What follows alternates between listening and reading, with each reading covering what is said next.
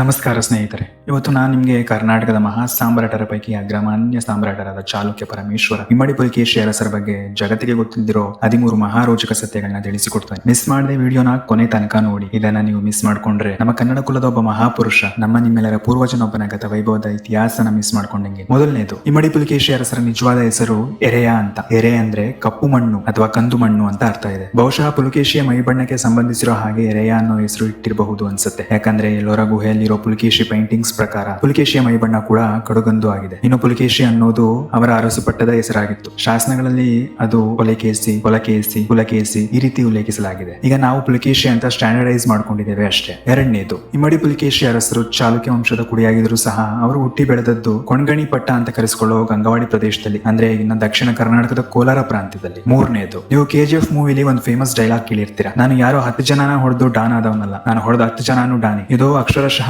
ಇಮ್ಮಡಿ ಪುಲಿಕೇಶಿ ಅರಸರಿಗೆ ಹೊಂದುವಂತ ಡೈಲಾಗ್ ಅಂದ್ರೆ ತಪ್ಪಾಗ್ಲಾರದು. ಯಾಕಂದ್ರೆ ಚಾಲುಕ್ಯ ವಂಶದ ಕುಡಿಯಾಗಿದ್ರು ಸಹ ಇಮ್ಮಡಿ ಪುಲಿಕೇಶಿ ಅರಸರು ಚಾಲುಕ್ಯ ಪಟ್ಟದ ಸಾಮ್ರಾಟರಾಗುವುದು ಸುಲಭವಾಗಿರ್ಲಿಲ್ಲ. ಅವ್ರ ಚಿಕ್ಕಪ್ಪ ಮಂಗಳೇಶನ ವಿರುದ್ಧ ಯುದ್ಧ ಮಾಡಬೇಕಾಗಿತ್ತು. ಯುದ್ಧದಲ್ಲಿ ಮಂಗಳೇಶನ ಸೋಲಿಸಿದ ನಂತರ ಮಂಗಳೇಶನಿಗೆ ನಿಷ್ಠರಾಗಿದ್ದ ಚಾಲುಕ್ಯ ಸೈನ್ಯದ ಒಳಬಂಡುಕೋರರು, ಒಳಾಡಳಿತದ ಮುಖಂಡರು, ಸಾಮಂತ ಅರಸರು, ಅವರಿಗೆ ನಿಷ್ಠೆ ತೋರಿದ್ದ ಕದಂಬರು, ಚುಟುಗಳು, ಅಲುಪರು, ಬಾಣರು ಹೀಗೆ ಬಹಳಷ್ಟು ದಕ್ಷಿಣಾತಿ ಅರಸರನ್ನ ಗೆದ್ದು ಪಟ್ಟಕ್ಕೇರಿದ್ರು. ನಾಲ್ಕನೇದು, ಕದಂಬರನ್ನ ಕನ್ನಡಕ್ಕೆ ಆಡಳಿತಾತ್ಮಕ ಸ್ಥಾನ ಕೊಟ್ಟ ಮೊಟ್ಟ ಮೊದಲ ಅರಸರು ಅಂತ ನಾವು ನೀವೆಲ್ಲರೂ ಪರಿಗಣಿಸ್ತೇವೆ. ಆದ್ರೆ ಆಡಳಿತಾತ್ಮಕವಾಗಿ ಅಷ್ಟೇ ಅಲ್ಲದೆ ರಾಜಕೀಯವಾಗಿಯೂ ಕನ್ನಡವನ್ನ ಅನುಷ್ಠಾನಗೊಳಿಸಿದ್ದು ಚಾಲುಕ್ಯರು. ಅದರಲ್ಲಿ ಇಮ್ಮಡಿ ಪುಲಿಕೇಶಿ ಆಡಳಿತದಲ್ಲಿ ಇದು ಹೆಚ್ಚಾಯಿತು.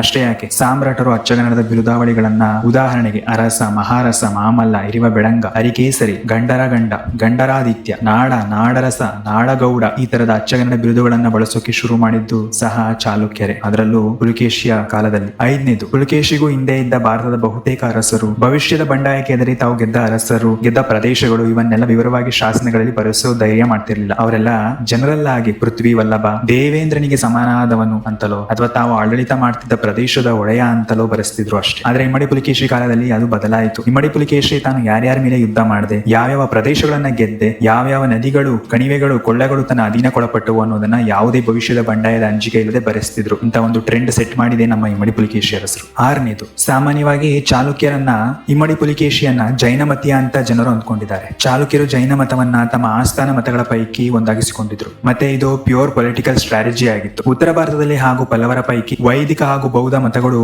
ಪ್ರಮುಖ ಆಸ್ಥಾನದ ಮತಗಳಾಗಿ ರಾಜಕೀಯವಾಗಿ ಬೆರೆತಿದ್ವು. ಆದ್ರೆ ಜೈನ ಮತಕ್ಕೆ ನ್ಯೂಟ್ರಲ್ ಇಮೇಜ್ ಇತ್ತು. ಜೈನ ಮುನಿಗಳಿಗೆ, ಯತಿಗಳಿಗೆ ಭಾರತ ವರ್ಷಾದ್ಯಂತ ಗೌರವಾನ್ವಿತ ಸ್ಥಾನ ಇತ್ತು. ಹಾಗಾಗಿ ಇದರ ಅನುಕೂಲವನ್ನ ಆಡಳಿತಾತ್ಮಕವಾಗಿ ಪಡ್ಕೊಳ್ಳೋದಕ್ಕೆ ಚಾಲುಕ್ಯರಷ್ಟೇ ಅಲ್ಲದೆ ರಾಷ್ಟ್ರಕೂಟರು ಸಹ ಜೈನ ಮತವನ್ನ ತಮ್ಮ ಆಸ್ಥಾನದ ಪ್ರಮುಖ ಮತವನ್ನಾಗಿ ಪರಿಗಣಿಸಿದ್ರು. ರವಿಕೀರ್ತಿ ಅನ್ನೋ ಜೈನ ಕವಿ ಬರಹಗಾರನನ್ನ ಸಹ ಪುಲಿಕೇಶಿ ಅರಸರು ತಮ್ಮ ಆಸ್ಥಾನದ ಕವಿ ಮಾಡ್ಕೊಂಡಿದ್ರು. ಇನ್ನು ಚಾಲುಕ್ಯರ ಮೂಲದ ಬಗ್ಗೆ 9ನೇ ಶತಮಾನದ ನಂತರ ಶಾಸನಗಳು ಅಯೋಧ್ಯೆಯ ಶ್ರೀರಾಮನ ಇಕ್ಷ್ವಾಕು ವಂಶದ ಮೂಲವನ್ನ, ಮೇರು ಪರ್ವತದ ಅಗ್ನಿಯಿಂದ ಜನಿಸಿದ ಪುರಾಣ ಕಥೆಗಳನ್ನ ಹೇಳ್ಕೊಂಡಿದ್ದಾರೆ. ಆದ್ರೆ ಇದೆಲ್ಲ ಜಸ್ಟ್ ಅನ್ರಿಯಲಿಸ್ಟಿಕ್ ಕ್ಲಾಸಿಕ್ ಅಪ್ರೋಪ್ರಿಯೇಷನ್ಗಳು ಅಷ್ಟೇ. ತಮ್ಮ ಹಳೆಯ ಶಾಸನಗಳಲ್ಲಿ ತಮ್ಮ ಪಟ್ಟದ ಹೆಸರು ಪುಲಕೇಸಿ ಅನ್ನೋ ಹೆಸರುಗಳು, ತಮ್ಮ ಕುಲ ಬೆಡಗುಗಳಾದ ಹರತಿ, ಭಟರಿ, ತಮ್ಮ ಕುಲ ದೈವಗಳಾದ ಬಾದುಬ್ಬೆ, ಬನಶಂಕರಿ, ಬಳರಿದೇವಿ, ಕಾರ್ತಿಕೇಯ ಸ್ವಾಮಿಯ ಸ್ಪಷ್ಟ ಉಲ್ಲೇಖಗಳು ಇರೋದ್ರಿಂದ ಚಾಲುಕ್ಯರು ನಿಸ್ಸಂಶಯವಾಗಿ ಮೂಲ ಕನ್ನಡ ಜನಾಂಗದವರೇ ಅಂತ ಹೇಳ್ಬೋದು. ಈಗಲೂ ಹೆಸರುಗಳು, ದೈವಗಳು, ಕುಲ ಬೆಡಗುಗಳು ಕನ್ನಡ ಸಮುದಾಯಗಳಷ್ಟೇ ಇದೆ.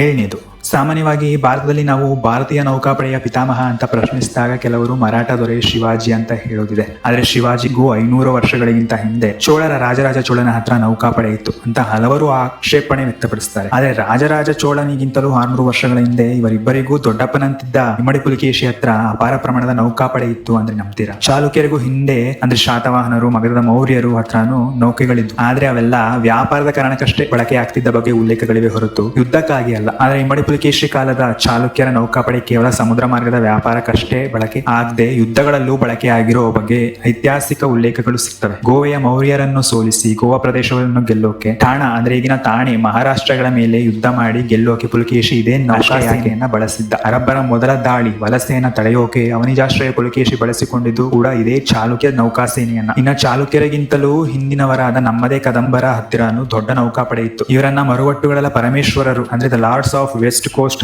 ಅಂತಲೂ ಕರೆಯಲಾಗ್ತಿತ್ತು. ಇವರ ನೌಕೆಗಳು ಸಮುದ್ರ ಮಾರ್ಗ ವ್ಯಾಪಾರ ವಹಿವಾಟನ ಕಂಟ್ರೋಲ್ ಮಾಡ್ತಿದ್ವು. ಈ ಹಿಡಿತ ಸಾಧಿಸೋಕೆ ಚೇರರ ಹಾಗೂ ಕದಂಬರ ನಡುವೆ ಭೀಕರ ಯುದ್ಧಗಳೇ ನಡೆದು ಹೋಗಿವೆ. ಕದಂಬರು ಚೇರರನ್ನ ಯಾವ ಮಟ್ಟಕ್ಕೆ ಕಾಡಿದ್ರು ಅಂದ್ರೆ ಚೇರರು ಕದಂಬರನ್ನ ಕಡಲ್ಗಳ್ಳರು ಅಂತಲೇ ಹೀಯಾಳಿಸ್ತಿದ್ರು ಅಂತ ತಮಿಳಿನ ಸಂಗಮ ಸಾಹಿತ್ಯದಲ್ಲಿ ದಾಖಲಾಗಿದೆ. 8ನೇದು ನೆರೆಮುಡಿ ಕಾಳಗ ಅಂದ್ರೆ ವಾರ್ ಆಫ್ ನರ್ಮದಾ ಬಗ್ಗೆ ಒಂದು ಇಂಟ್ರೆಸ್ಟಿಂಗ್ ವಿಷಯ ಇದೆ. KGF ಚಿತ್ರದಲ್ಲಿ ಒಂದು ವಿಷಯ ಗಮನಿಸಿದಿರಾ? ಹೀರೋ ಮತ್ತೆ ವಿಲನ್ ಭೇಟಿನೇ ಆಗೋದೇ ಇಲ್ಲ, ಮಾತಾಡೋದು ಇಲ್ಲ. ಜಸ್ಟ್ ಕ್ಲೈಮ್ಯಾಕ್ಸ್ ಅಲ್ಲಿ ಹೀರೋ ನೀರೊಳಗಿಂದ ಬೆಂಕಿ ತರ ಎದ್ದು ಬಂದು ವಿಲನ್ ತಲೆನ ಕತ್ತರಿಸಿ ವಿಲನ್ ಸಾಮ್ರಾಜ್ಯಕ್ಕೆ ಸಾಮ್ರಾಟ ಆಗ್ಬಿಡ್ತಾನೆ. ಈಗ ಯಾಕೆ ಅದನ್ನ ನೆನಪಿಸ್ತಾ ಇದೀನಿ ಅನ್ಕೋತಿದ್ದೀರಾ? ನರ್ಮದಾ ಕಾಳಗದಲ್ಲೂ ಇಂಥದ್ದೇ ಒಂದು ಸನ್ನಿವೇಶ ನಡೆದೋಗುತ್ತೆ. ಶಾಸನಗಳಲ್ಲಿ ಎಲ್ಲೂ ಪುಲಕೇಶಿ ಮತ್ತೆ ಹರ್ಷವರ್ಧನ ಮುಖಾಮುಖಿಯಾಗಿ ಭೇಟಿಯಾಗಿದ್ದು, ಯುದ್ಧ ಮಾಡಿದ್ದು ಅಥವಾ ಒಪ್ಪಂದಗಳನ್ನ ಮಾಡ್ಕೊಂಡಿದ್ದು ಬಗ್ಗೆ ಇಲ್ವೇ ಇಲ್ಲ. ಇರೋದಿಷ್ಟೇ, ನಡೆದಾಡೋ ಮಹಾನಗರ ತರ ಇದ್ದ ಚಾಲುಕ್ಯರ ಕರ್ನಾಟಕ ಬಲ ಸೇನೆ ನರ್ಮದಾ ನದಿಗೆ ನೆರೆಮುಡಿ ಹಾಸಿದಂತೆ ದಾಳಿ ಹರ್ಷವರ್ಧನ ಸಾಮ್ರಾಜ್ಯಕ್ಕೆ ಲಗ್ಗೆ ಇಡ್ತು. 16 ದಿನಗಳ ಯುದ್ಧದಲ್ಲಿ ವರ್ಧನ ಸಾಮ್ರಾಜ್ಯದ ಸೇನೆ ಭಾರಿ ನಷ್ಟಗಳನ್ನ ಎದುರಿಸಿತು. ಹರ್ಷವರ್ಧನನ ಹರ್ಷವೇ ಕಳೆದು ಹೋಯಿತು. ಇದೆಲ್ಲ ಸೈನಿಕರು, ಡಣ್ಣಾಯಕರು, ಸೇನಾಪತಿಗಳು ಹಾಗೂ ರಾಯಭಾರಿಗಳಿಂದಲೇ ಆಯಿತು. ಪುಲಿಕೇಶಿ ಅರಸರು ತಮ್ಮ ಎದುರಾಳಿಯ ಮುಖವನ್ನು ಸಹ ನೋಡದೆ ಒಂದು ಯುದ್ಧವನ್ನು ಗೆದ್ದೇ ಬಿಟ್ಟಿದರು. ಅಂತ ವರ್ಚಸ್ಸು ಪುಲಿಕೇಶಿಗಿತ್ತು.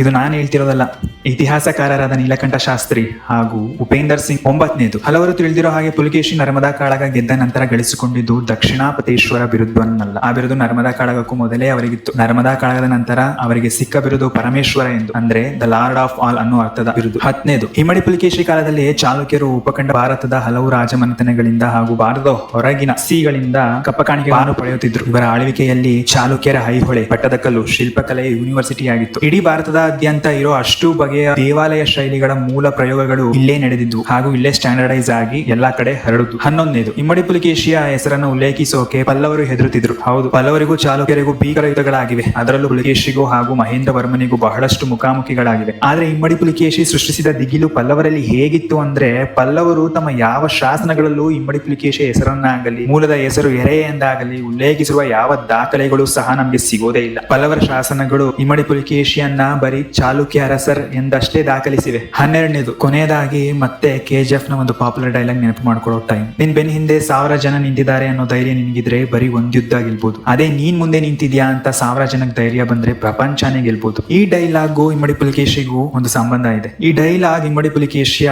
ಚರಿತ್ರೆಗೆ ತುಂಬಾ ಹೊಂದುವಂತ ಡೈಲಾಗ್. ಇಮ್ಮಡಿ ಪುಲಿಕೇಶಿ ಕಾಲದಲ್ಲಿ ಇದ್ದ ಕರ್ನಾಟಕ ಬಲ ಸೈನ್ಯ ಅದು ಎಷ್ಟು ಬಲಿಷ್ಠವಾಗಿತ್ತು ಅಂದ್ರೆ, ಅವರು ಪಟ್ಟದಲ್ಲಿರೋವರೆಗೂ ಯಾವ ಅರಸರು ಸಹ ಬಾಲ ಬಿಚ್ಚು ಸಾಹಸ ಮಾಡಲಿಲ್ಲ. ನರ್ಮದಾ ಇಂದ ಕಾವೇರಿವರೆಗೂ ಮರುವಟ್ಟುಗಳಲ್ಲಿಂದ ಕೊಲ್ಲಿಗಳವರೆಗೂ ವಿಶಾಲವಾಗಿದ್ದ ಇಮ್ಮಡಿ ಪುಲಿಕೇಶಿಯ ಚಾಲುಕ್ಯ ಸಾಮ್ರಾಜ್ಯದ ಗಡಿ ಒಂದು ಚೂರು ಸಹ ಹೆಚ್ಚು ಕಡಿಮೆ ಆಗಿರಲಿಲ್ಲ. ಆದ್ರೆ ಯಾವಾಗ ಅವರು ಪಟ್ಟದಿಂದ ಇಳಿದರೋ, ವಯೋಸಹಜ ಕಾರಣದಿಂದ ಅಸುನೀಗಿದರೋ, ಅವಾಗ ಬಹಳಷ್ಟು ಸಾಮಂತರು ಸ್ವತಂತ್ರರು ಅಂತ ಘೋಷಿಸಿಕೊಳ್ತಾರೆ. ಪುಲಿಕೇಶಿ ಬರೀ ವ್ಯಕ್ತಿ ಆಗಿರಲಿಲ್ಲ, ಆತ ಕರ್ನಾಟಕ ಬಲ ಅನ್ನೋ ನಡೆದಾಡೋ ಮಹಾನಗರದ ತರ ಇದ್ದ ಅತಿ ದೊಡ್ಡ ಸೈನ್ಯದ ಅನಂತವಾದ ಅಜೇಯವಾದ ಸೇನೆಗೆ ಶಕ್ತಿಯಾಗಿದ್ರು. ಅವರು ಇಲ್ಲದಂತಾದಾಗ ಆ ಸೈನ್ಯವೇ ಕುಸಿದು ಹೋಯಿತು. ಇನ್ನು ಕಡೆಯದಾಗಿ 13ನೇ ಮಹಾರೋಚಕ ಸಂಗತಿ, ಬಹಳಷ್ಟು ಜನ ಇಮ್ಮಡಿ ಪುಲಿಕೇಶಿ ಪಲ್ಲವರ ಜೊತೆ ಕಾಳಗದಲ್ಲಿ ಸೋತು ಅಸುನೀಗಿದ್ರು ಅಂತ ಅನ್ಕೋತಾರೆ. ಇತಿಹಾಸಕಾರರಾದ DC ಸಿರ್ಕರ್ ಹಾಗೂ R ಗೋಪಾಲ್ ಅವರು ಹೇಳೋ ಪ್ರಕಾರ ಬಾದಾಮಿ ಕಾಳಗದಲ್ಲಿ ಪುಲಿಕೇಶಿ ಅರಸರು ಸಾಯೋದಿಲ್ಲ, ಅಸಲಿಗೆ ಅವರು ಆ ಯುದ್ಧದಲ್ಲಿ ಭಾಗವಹಿಸೋದೇ ಇಲ್ಲ ಅಂತಾರೆ ಅವರು.